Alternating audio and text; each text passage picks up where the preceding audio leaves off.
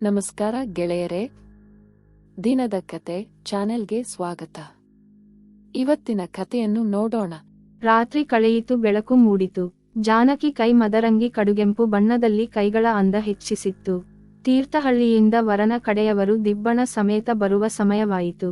ಜಾನಕಿ ಮದುವಣಗೆತ್ತಿಯಾಗಿ ಶೃಂಗಾರವಾಗುವ ಸಮಯ ಬಂದಿತು. ನಂಜಪ್ಪ ಮದುವೆ ಮಂಟಪವನ್ನು ತಯಾರಿಸಲು ಬಸಪ್ಪ ಹಾಗೂ ಊರ ಜನರ ಜೊತೆಗೂಡಿ ಮನೆ ಅಂಗಳದ ಚಪ್ಪರದಲ್ಲಿ ಮಂಟಪವನ್ನು ಸಿದ್ಧತೆ ಮಾಡುತ್ತಾರೆ. ಹಸೆಮಣೆ, ಅರಶಿನ, ಕುಂಕುಮ, ಅಕ್ಷತೆ, ತಾಂಬೂಲ, ತೆಂಗಿನಕಾಯಿ, ಹವನಕುಂಡ, ಮಾವಿನ ಹಾಗೂ ಹಲಸಿನ ಚಕ್ಕೆ, ನಾಣ್ಯ, ವೀಳ್ಯದೆಲೆ ಇವುಗಳನ್ನೆಲ್ಲ ಮಂಟಪದಲ್ಲಿ ಜೋಡಿಸಿರುತ್ತಾನೆ. ಸಾವಿತ್ರಿ, ಲೀಲಾ ಮತ್ತು ಗಂಗಾ ಮೂವರು ಲಕ್ಷ್ಮಿಗೆ ಮನೆ ಕೆಲಸದಲ್ಲಿ ಸಹಾಯ ಮಾಡುತ್ತಿರುತ್ತಾರೆ. ಊರಿನ ಕೆಲ ಮುತ್ತೈದೆ ಹೆಂಗಸರು ಜಾನಕಿಗೆ ಶೃಂಗಾರ ಮಾಡಲು ಬರುತ್ತಾರೆ. ನಂಜಪ್ಪ ಮತ್ತು ಲಕ್ಷ್ಮಿ ಅವರನ್ನು ಮನೆ ಒಳಗೆ ಬರಮಾಡಿಕೊಂಡರು. ಬ್ರೋಕರ್ ಸೋಮಣ್ಣ ತೀರ್ಥಹಳ್ಳಿಯಿಂದ ವರನ ಕಡೆಯವರ ಜೊತೆ ದಿಬ್ಬಣ ಸಮೇತ ಹೊರಡುತ್ತಾನೆ. ದಿಬ್ಬಣ ಹೊರಟಿತು. ಗಿರಿಜಮ್ಮ, ರಘುನಾಥ, ಬ್ರೋಕರ್, ಸೋಮಣ್ಣ ಮೂವರು ಹೂ ಮತ್ತು ಜರಿಗಳಿಂದ ಶೃಂಗಾರ ಮಾಡಿದ ಎತ್ತಿನ ಬಂಡಿಯಲ್ಲಿ ಕುಳಿತುಕೊಂಡರು. ಊರ ಜನರೆಲ್ಲ ಇನ್ನುಳಿದ ಎತ್ತಿನ ಬಂಡಿಯಲ್ಲಿ ಕುಳಿತುಕೊಂಡು ಹೊರಡುತ್ತಾರೆ. ತೀರ್ಥಹಳ್ಳಿಯಿಂದ ಹೊರಟ ದಿಬ್ಬಣ ಮುಸ್ಸಂಜೆ ಹೊತ್ತಿಗೆ ಕಾನೂರು ತಲುಪಿತು. ನಂಜಪ್ಪನ ಮನೆಯಲ್ಲಿ ಸಂಭ್ರಮ ಮನೆ ಮಾಡಿತ್ತು.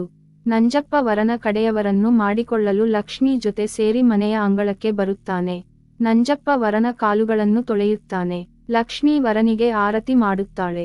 ನಂಜಪ್ಪ ವರನ ಕೈಹಿಡಿದು ಚಪ್ಪರದೊಳಗೆ ಕರೆದುಕೊಂಡು ಬರುತ್ತಾನೆ. ಇತ್ತ ಪುರೋಹಿತರು ಕೂಡ ಬಂದು ಶಾಸ್ತ್ರಕ್ಕೆ ಬೇಕಾದ ತಯಾರಿ ಮಾಡಿಕೊಳ್ಳುತ್ತಾರೆ. ಮನೆಯ ಒಳಗಡೆ ಹೆಂಗಸರ ನಗೆ, ಅವರ ಓಡಾಟ ಮದುವೆ ಮನೆಯ ಸಂಭ್ರಮ ಮತ್ತಷ್ಟು ಹೆಚ್ಚಿಸಿತ್ತು. ಕೋಣೆ ಒಳಗೆ ಜಾನಕಿ ಮದುಮಗಳಾಗಿ ತಯಾರಾಗಿರುತ್ತಾಳೆ. ಕೆಂಪು ಬಣ್ಣದ ಜರತಾರಿ ಸೀರೆ, ಕೈಗಳಿಗೆ ಅಚ್ಚ ಹಸಿರಿನ ಬಳೆ, ಹಣೆಯಲ್ಲಿ ಕುಂಕುಮ, ಕೈಗಳಲ್ಲಿ ಮದರಂಗಿ, ಕಾಲಿನ ಗೆಜ್ಜೆ, ಕೊರಳಲ್ಲಿ ಕಾಸಿನ ಸರ, ಗುಂಡಿನ ಹಾರ, ಅವಲಕ್ಕಿ ಸರ, ಕೈಗಳಲ್ಲಿ ಬಳೆಗಳು, ಕಿವಿಗೆ ಓಲೆ, ಸೊಂಪಾಗಿ ಹೆಣೆದಂತ ಜಡೆಗೆ ಮೊಗ್ಗಿನ ಜಡೆ ಇವುಗಳನ್ನೆಲ್ಲ ಧರಿಸಿದ ಜಾನಕಿ ಮತ್ತಷ್ಟು ಸುಂದರವಾಗಿ ಕಾಣುತ್ತಿದ್ದಳು. ಲಕ್ಷ್ಮಿ, ಸಾವಿತ್ರಿ ಹಾಗೂ ಗಂಗಾ ಜಾನಕಿಯನ್ನು ನೋಡಲು ಒಳಬರುತ್ತಾರೆ. ಲಕ್ಷ್ಮಿ ಜಾನಕಿಯನ್ನು ನೋಡಿ ಮನದಲ್ಲಿ ಸಾಕ್ಷಾತ್ ಮಹಾಲಕ್ಷ್ಮಿಯಂತೆ ಕಾಣುತ್ತಿದ್ದಾಳೆ ಅಂದುಕೊಂಡಳು. ಸಾವಿತ್ರಿ ಮತ್ತು ಗಂಗಾ ಜಾನಕಿಯನ್ನು ನೋಡಿ, ನಿನ್ನನ್ನು ನೋಡಲು ಎರಡು ಕಣ್ಣುಗಳು ಸಾಲದು, ಅಷ್ಟೊಂದು ಸುಂದರವಾಗಿ ಕಾಣುತ್ತಿದ್ದೀಯ ನೀನು ಎನ್ನುತ್ತಾರೆ. ಜಾನಕಿ ನಾಚಿ ನೀರಾಗುತ್ತಾಳೆ. ಹೊರಗಡೆ ಪುರೋಹಿತರು ಶಾಸ್ತ್ರಕ್ಕೆ ಹುಡುಗನನ್ನು ಕರೆದುಕೊಂಡು ಬನ್ನಿ ಎನ್ನುತ್ತಾರೆ. ಗಿರಿಜಮ್ಮ ಮಗನನ್ನು ಮಂಟಪಕ್ಕೆ ಕರೆತರುತ್ತಾರೆ. ಪುರೋಹಿತರು ವರನಿಂದ ಗಣಪತಿಗೆ ಪೂಜೆ ಮಾಡಿಸುತ್ತಾರೆ. ಪೂಜೆಯ ನಂತರ ಹುಡುಗಿಯನ್ನು ಕರೆದುಕೊಂಡು ಬರಲು ಹೇಳುತ್ತಾರೆ. ಲಕ್ಷ್ಮಿ ಹಾಗೂ ಕೆಲ ಹೆಂಗಸರು ಜಾನಕಿಯನ್ನು ಮಂಟಪಕ್ಕೆ ಕರೆದುಕೊಂಡು ಬರುತ್ತಾರೆ. ಪುರೋಹಿತರು ಅಂತರಪಟ ಹಿಡಿಯಲು ಹೇಳುತ್ತಾರೆ.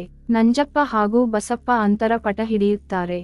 ಜಾನಕಿ ರಘುನಾಥನ ಎದುರು ನಿಲ್ಲುತ್ತಾಳೆ. ಪುರೋಹಿತರು ಹೂವಿನ ಹಾರವನ್ನು ಬದಲಾಯಿಸಿಕೊಳ್ಳಲು ಹೇಳುತ್ತಾರೆ. ರಘುನಾಥ ಹೂವಿನ ಹಾರವನ್ನು ಜಾನಕಿಗೆ, ಜಾನಕಿ ಹೂವಿನ ಹಾರವನ್ನು ರಘುನಾಥನಿಗೆ ಹಾಕುತ್ತಾಳೆ. ಅಂತರಪಟ ಸರಿಯಿತು. ರಘುನಾಥ ಜಾನಕಿ ಒಬ್ಬರನ್ನೊಬ್ಬರು ನೋಡುತ್ತಾರೆ. ಇಬ್ಬರನ್ನು ಹಸೆಮಣೆ ಮೇಲೆ ಕುಳಿತುಕೊಳ್ಳಲು ಹೇಳುತ್ತಾರೆ. ಮದುವೆ ಶಾಸ್ತ್ರ ಆರಂಭವಾಯಿತು. ಗಟ್ಟಿಮೇಳದ ವಾದ್ಯ ಆರಂಭವಾಯಿತು. ರಘುನಾಥ ಜಾನಕಿಗೆ ಕರಿಮಣಿ ಕಟ್ಟುತ್ತಾನೆ. ಪುರೋಹಿತರು ಮಂತ್ರವನ್ನು ಹೇಳುತ್ತಾರೆ. ಎಲ್ಲರೂ ಅಕ್ಷತೆ ಹಾಕುತ್ತಾರೆ. ನಂಜಪ್ಪನ ಕಣ್ಣಾಲಿಗಳಲ್ಲಿ ನೀರು ತುಂಬಿತ್ತು. ಸಾವಿತ್ರಿ, ಗಂಗಾ ಇಬ್ಬರು ಅಳುತ್ತಿದ್ದರು. ಗಿರಿಜಮ್ಮ ಮಗನ ಮದುವೆ ಆಯಿತೆಂದು ಖುಷಿಯಿಂದ ಬೀಗುತ್ತಿದ್ದಳು. ಜಾನಕಿ, ರಘುನಾಥ ಸಪ್ತಪದಿ ತುಳಿದು ಹಿರಿಯರ ಆಶೀರ್ವಾದ ಪಡೆಯುತ್ತಾರೆ. ಗಿರಿಜಮ್ಮ ಮಗ ಮತ್ತು ಸೊಸೆಗೆ ವರ್ಷ ತುಂಬುವುದರ ಒಳಗೆ ಮೊಮ್ಮಗನನ್ನು ಕೊಡು ಎಂದು ಆಶೀರ್ವಾದ ಮಾಡುತ್ತಾಳೆ. ನಂಜಪ್ಪ ಮಗಳನ್ನು ಅಪ್ಪಿಕೊಂಡು ಗಂಡನ ಮನೆಯಲ್ಲಿ ಸುಖವಾಗಿ ಬಾಳಮ್ಮ ಎಂದು ಹಾರೈಸುತ್ತಾನೆ. ಬಸಪ್ಪ ಮತ್ತು ಸೋಮಣ್ಣ ಜಾನಕಿ ಮತ್ತು ರಘುನಾಥನಿಗೆ 100 ಕಾಲ ಸುಖವಾಗಿ ಬಾಳಿ ಎಂದು ಹಾರೈಸುತ್ತಾರೆ.